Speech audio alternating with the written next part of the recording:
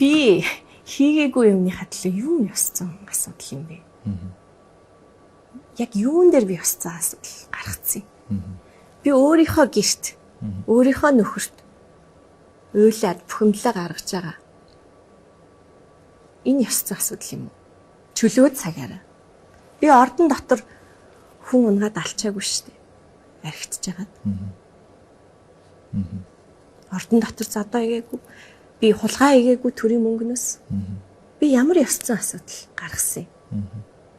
Яагаад арт хүмүүс миний энэ хувийн асуудал дээр анхаарлаа төвлөрүүлээд байгаа? Тэр олгон хулгайчд руугаа анхааралтай. Тийшээ чиглүүлэлтэй. Надаас энэ хулгайтайгаа тэмцээ чи ундрмаа гэж шаардаач.